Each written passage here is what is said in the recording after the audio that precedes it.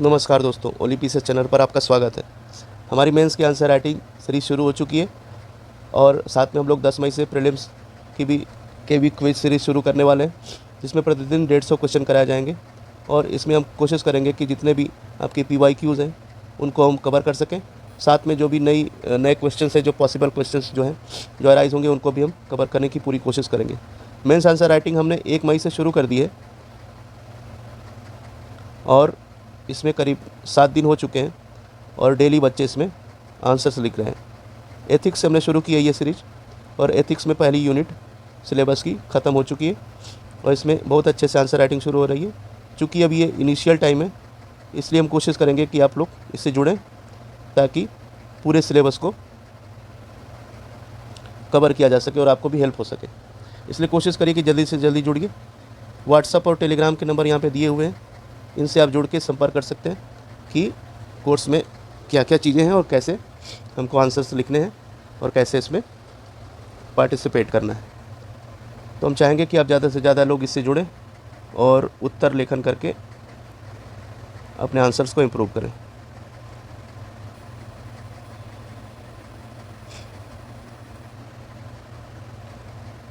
Ethics के 5वें दिन के 3 प्रश्न हैं इसकी हम यहाँ पे चर्चा करने वाले हैं। तो पहले प्रश्न से शुरू करते हैं।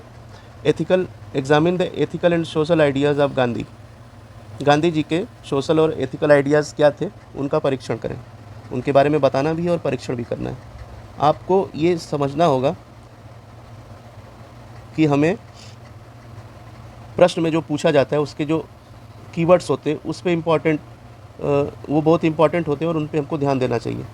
ठीक है। If in a question if it is asked that examine, तो आपको क्या बताना है। ठीक है, आपको पॉजिटिव और निगेटिव दोनों सेंस में बात करनी है। पूरे उनके एक तो पहले बताएंगे कि उनके what are his ethical and social ideas. उसके बाद बताएंगे कि उसमें पॉजिटिव या अगर कुछ निगेटिव था तो वो क्या था। ठीक है, देन फिर हम वे फॉरवर्ड अगर जगह हो तो लिखते हुए कंक्लूड करेंगे। तो गांधी जी पर ये प्रश्न है और इसकी शुरुआत करते हैं। Gandhi ji was a supporter of nationalism and philosopher, moral thinker and social reformer. Intro इन्होंने अच्छा लिखा है गांधी जी के बारे में। ठीक है, he was a moral thinker, he was a social reformer, he was somehow a philosopher. Okay, आगे हम बात करेंगे। इनका ये जो प्रेजेंटेशन है बहुत अच्छा है। आप इससे सीखिए कि आप पॉइंट्स को किस तरह से समराइज़ करेंगे और किस तरह से ऐसे रिप्रेजेंट करके उसको बढ़िया एक तो लुक मिलेगा, उसको एग्जामिनर को भी अच्छा लगता है, उसको पढ़ने में भी आसानी होती है और आप ज़्यादा से ज़्यादा अपने फैक्ट्स को ज़्यादा पॉइंट्स को उसमें इंक्लूड कर पाते हैं। तो पहले इन्होंने लिखा कि ethical and social ideas of Gandhi ji. ठीक है, फ्लो चार्ट की तरह से एक तरह से दिखाया और पॉइंट्स भी इसमें डाल दिए। तो ट्रस्टीशिप इन्होंने बताया पहले। ट्रस्टीशिप में क्या है कि wealthy people should act as trustees, take care of weaker section.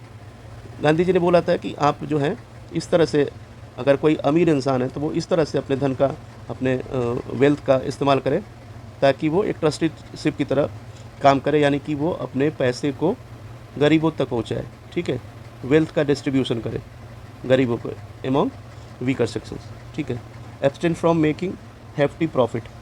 ठीक है, अनियंत्रित रूप से धन कमाना, लाभ कमाना ही हमारा उद्देश्य नहीं होना चाहिए किसी भी बिजनेसमैन का, किसी भी बड़े व्यवसायी का। ये गांधी जी ने अपने ट्रस्टीशिप सिद्धांत में बताया। ठीक है, आगे ये बताते हैं कि मीन वर्सेस एंड। ठीक है, गांधी जी ने क्या बताया था कि mean is also important, mean should also be pure. Okay, अगर मीन्स सही नहीं होगा तो, अगर मीन्स एथिकल नहीं होंगे तो आपके जो इंड्स हैं, आपके जो परिणाम हैं, वो भी एथिकल नहीं होंगे।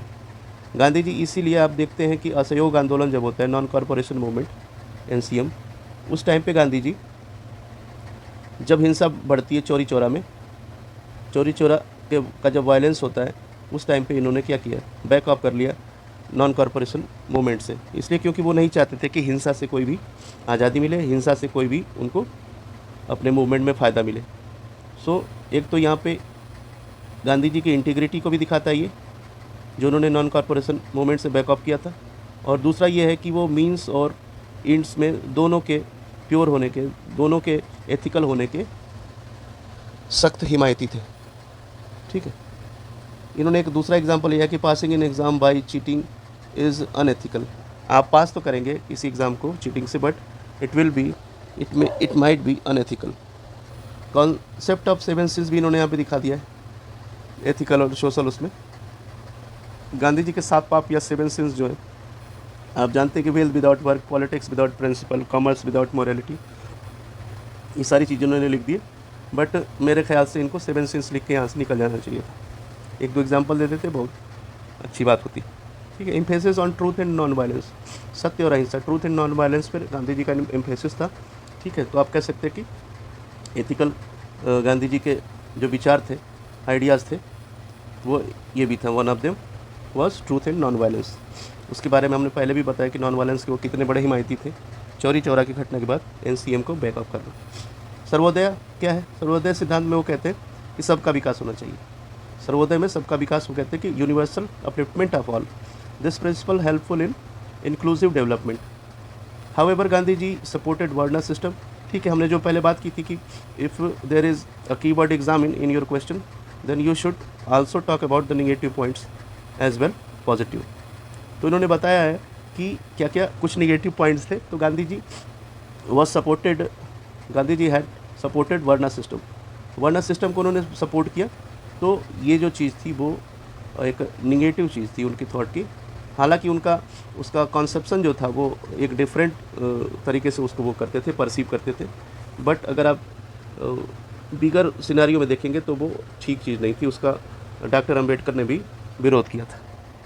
Despite the criticism, role of Gandhi ji in strengthening of ethical values in individuals is significant. His ideas are relevant in today's time and will be relevant in future too. तो इतना बढ़िया इन्होंने कंक्लूज़न लिखा है, तो इसके लिए इनकी तारीफ़ की जानी चाहिए।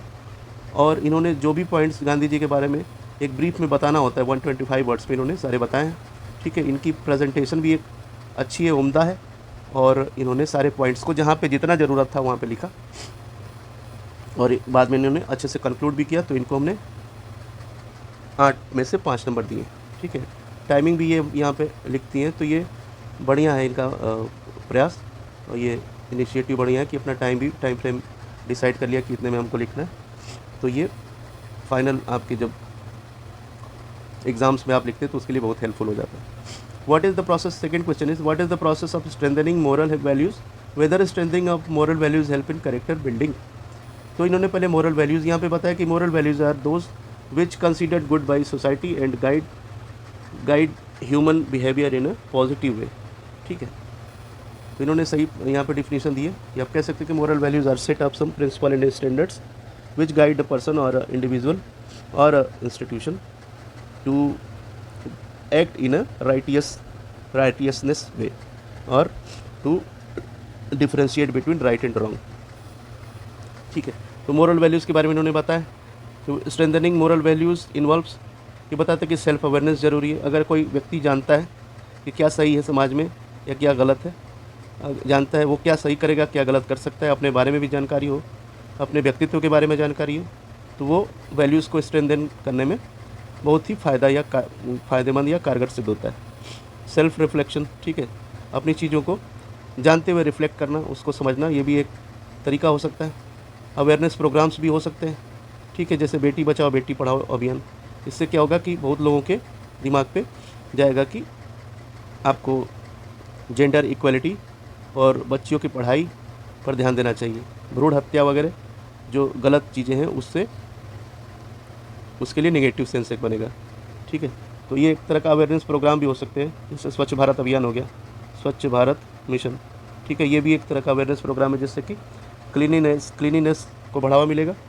प्रोटेक्टिंग गुड बिहेवियर को प्रोटेक्ट करना, जैसे टॉलरेंस, ये भी it will also strengthen your moral values. Learning से आपकी मोरल वैल्यूज़ को मजबूती मिलती है।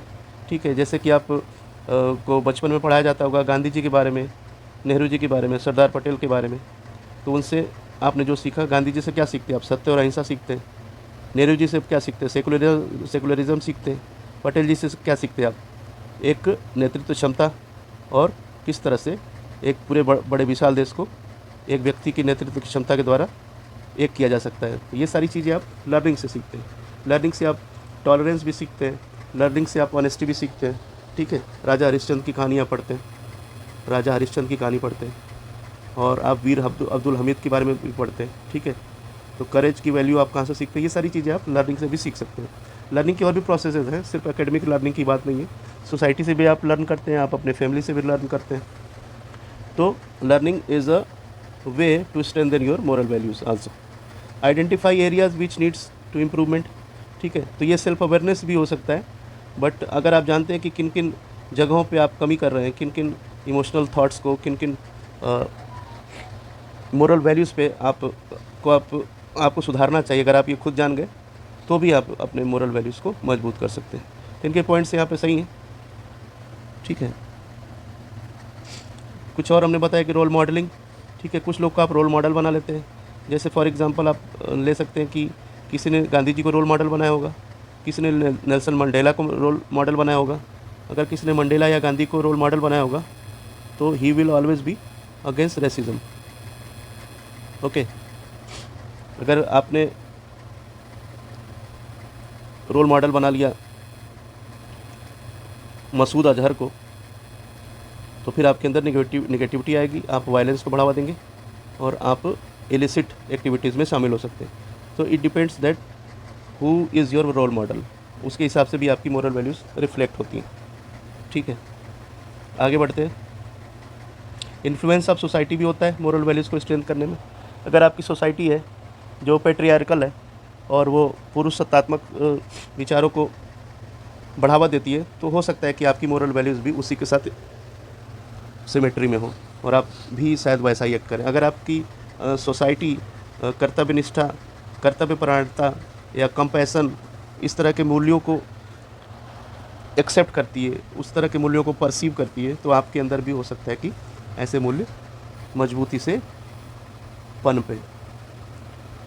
Societies and enforcement of laws and regulations, ये हमने इसमें और ऐड किया है कि लॉ और रेगुलेशंस जो होते हैं उनके इन्फोर्समेंट से भी आपके अंदर मोरल वैल्यूज़ जो होती है वो एग्जेम्पलीफाई होती है, वो इंक्रीज़ होती है।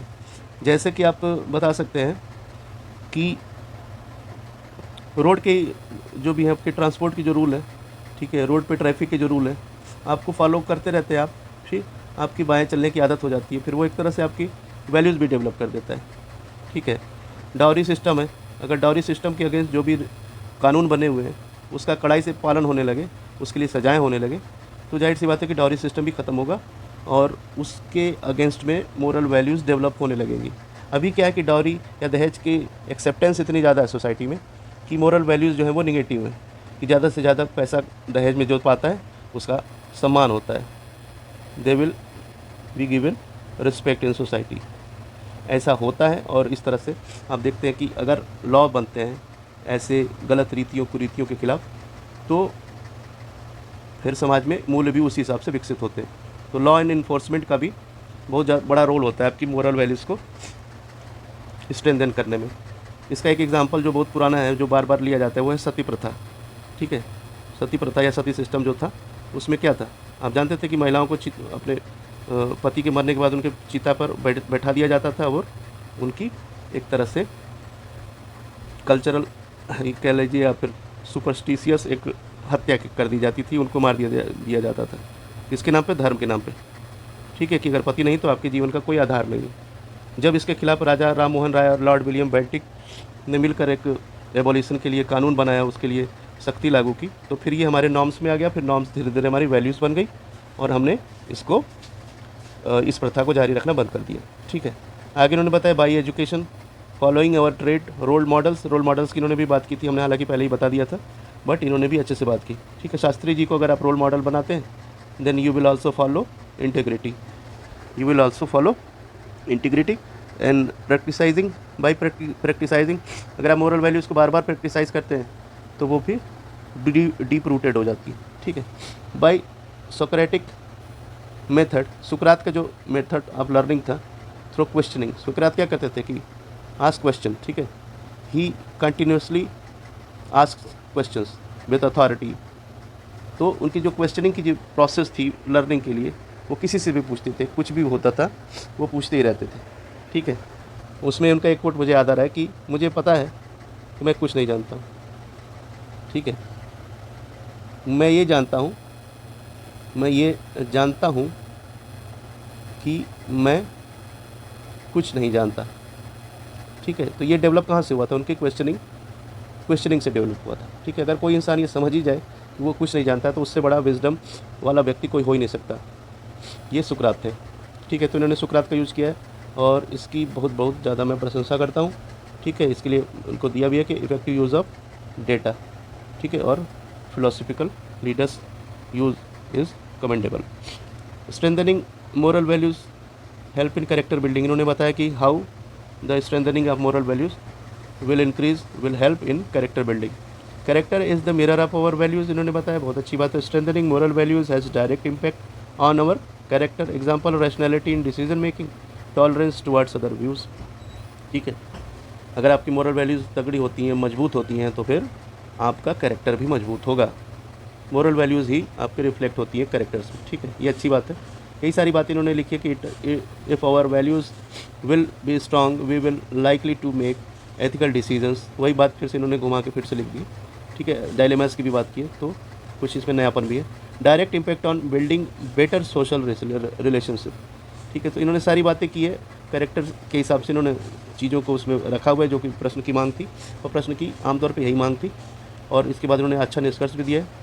तो टोटल इनका जो क्वेश्चन है, चूँकि हमने देखा कि इन्होंने रोल मॉडलिंग की भी बात की, प्रैक्टिसाइजिंग की बात की, इन्होंने बाकी यहाँ पे सारी चीज़ों को चार्ट के हिसाब से बता ही दिया, फ्लो चार्ट के हिसाब से। तो ओवरऑल इनका उत्तर अच्छा था। एथिक्स का इनका ये दूसरा उत्तर भी काफ़ी अच्छा रहा। तीसरे इनके उत्तर पे आते हैं कि examine the role of social and political ideas of Karl Marx. ठीक है, कार्ल मार्क्स की बात पे कार्ल मार्क्स पे ये प्रश्न था, इनका इन्होंने अच्छा उत्तर दिया। अब देखते हैं क्या क्या है। कार्ल मार्क्स के बारे में इन्होंने बताया कि he was a philosopher, political economic critic, sociologist and great thinker. ठीक है, बट यहाँ पे सोशल और पॉलिटिकल आइडियाज़ की बात हो रही है, तो आपको इंट्रो में थोड़ा सा इंक्लूड करना चाहिए था। ठीक है, कि Karl Marx was critic of capitalism. ठीक है, he was critic of class, so he wants classless society. तो कुछ इसमें थोड़ा सा ब्रीफ इंट्रो में आप कर सकते थे। ठीक है, लेकिन किया नहीं है तो कोई बात नहीं, बट इन्होंने ब्रीफ जो बता दिया कार्ल मार्क्स के बारे में वो भी ठीक है। सो इनको मैंने बोला कि it is okay, but you should start with some ideas, okay, with his ideas. आगे इन्होंने बताया कि इस थ्योरी ऑफ मार्क्सिज्म, ठीक है, और इस थ्योरी को लिख देते तो अभी चला जाता। Talks about various issues like class struggle between haves and have nots के बारे में बात की इन्होंने। हिस्टोरिकल मटेरियलिज्म की बात की, बट इसके बारे में बताया नहीं कुछ। Religion is an epitome of masses. ठीक है, नशा एक तरह से हिंदी में बोलते हैं। कैपिटलिज्म, क्रिटिसिज्म ऑफ कैपिटलिज्म और क्रिटिक ऑफ कैपिटलिज्म बोल सकते हैं। ठीक है, फिर इसमें मैंने कुछ पॉइंट्स और जोड़े कि विदरिंग ऑफ स्टेट, ये स्टेटलेस सोसाइटी की बात करते थे। कार्ल मार्क्स बोला कि there shall be stateless societies. ठीक है, स्टेट को क्यों स्टेटलेस क्यों चाहते थे? क्योंकि इनका मानना था कि स्टेट जो होता है वही डिस्क्रिमिनेट करता है, स्टेट होता है वही लोगों को सप्रेस करता है, उनके राइट्स छीनता है। ठीक है, स्टेट ही है जो कि क्लास में डिवाइड करता है। ठीक है, कैपिटलिस्ट, ये लेबर क्लास। ठीक है, इनका मानना था कि जो भी सारी भी विषमताएँ हमारे समाज में, हमारे देश में, वो स्टेट की वजह से ही है। If stateless society persist then these things will not happen. यानी कि क्लासलेस सोसाइटी या स्टेटलेस सोसाइटी के बारे में वो बात करते हैं। Withering away of state. ठीक है, एवोल्यूशन ऑफ प्राइवेट प्रॉपर्टीज़ की बात करते हैं कि वो बोलते हैं कि सेंट्रल स्पॉन्सर्ड या सेंट्रली जो होगी प्रॉपर्टीज़ होगी वो किसी की, मतलब स्टेट की प्रॉपर्टी होगी या राज्य की प्रॉपर्टी होगी। राज्य की भी वो नहीं बोलते, वो बोलते हैं कि जनता की प्रॉपर्टी होगी। ठीक है, पब्लिक की प्रॉपर्टी होगी। And there shall be equality in every sense. Evolution की बात करते हैं प्राइवेट प्रॉपर्टीज़ की। कम्युनिज्म की बात करते हैं। कम्युनिज्म आपको पता ही होगा कि वो बात करते हैं कि एक यूटोपियन बात करते हैं कि कम्युनिज्म का मतलब हो गया कि समाज में सब लोग बराबर होंगे, एक जैसे होंगे। आदर्शवादी स्थिति है, बट ये उनका मानना था मार्क्स का। ठीक है, क्लासलेस सोसाइटी की बात की उन्होंने। फिर सोशलिस्ट रिवॉल्यूशन की बात की। रिवॉल्यूशन सोशलिस्ट कैसे होगा? उन्होंने बोला कि जो हैव एंड हैव नॉट्स वाला जो डिवीज़न है, यानी कि जो कैपिटलिस्ट वर्ग है, जो धनी वर्ग है, और जो एक लेबर क्लास है, श्रमिक लोग हैं, ठीक है, तो श्रमिकों के को आंदोलन करके इनको सत्ता से बाहर करना होगा, इनको संसाधनों से वंचित करना होगा और इनके संसाधनों का फिर पूरे समाज में वितरण होगा समान रूप से। तो ये सोशलिस्ट रिवॉल्यूशन की बात करते हैं।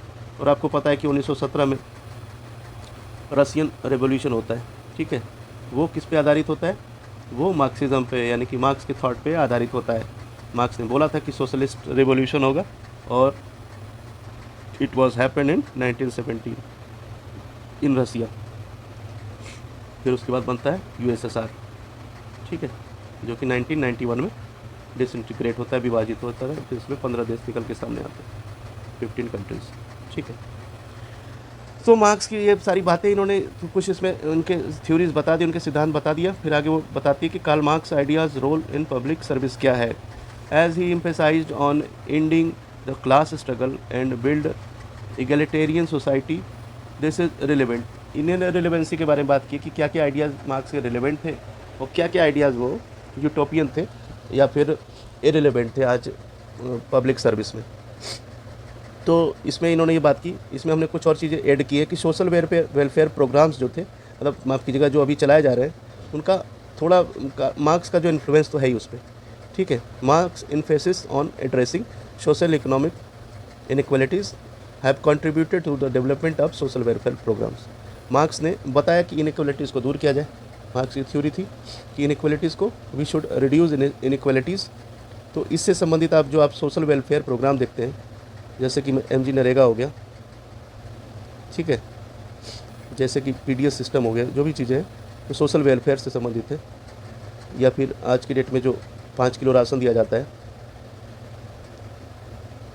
NFS के अंतर्गत, नेशनल फूड सिक्योरिटी एक्ट के तहत, वो भी क्या है, वो सोशल वेलफेयर प्रोग्राम ही तो है।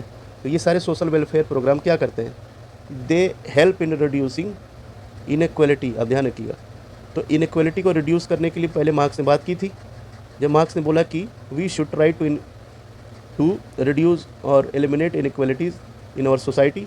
For eliminating the inequality he proposes classless society system. Okay, classless होगा तो भी हैव और हैव नॉट में अंतर खत्म होगा।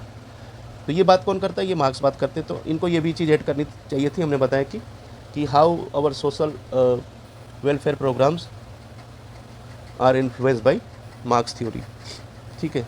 अब लेबर राइट्स की बात करते हैं। मार्क्स लेबर राइट्स के लिए आज क्या चल रहा है? इंडस्ट्रियल इंडिया के कॉन्टेक्स्ट में देख लें, इंडस्ट्रियल डिस्प्यूट एक्ट 1947, ठीक है। रेगुलेशन एम्प्लॉयर एम्प्लॉय जो रिलेशंस है, इट रेगुलेट्स एम्प्लॉयर एम्प्लॉय माफ़ कीजिएगा रिलेशंस। सो ये क्या कवर करता है? ये बताता है कि लेबर के जो राइट्स हैं, ठीक है, उनको महत्व दिया जाए। ये कौन बात करता है? ये बात करते हैं मार्क्स। तो आपको ये भी ऐड करना चाहिए था, ठीक है। फिर इन्होंने उनकी थ्योरी को यहाँ पे रिलीजन वाली थ्योरी बताई है। Is relevant in the case of increasing communal violences. Religion is a epitome opium है, ओपियम ऑफ मासेस, ठीक है।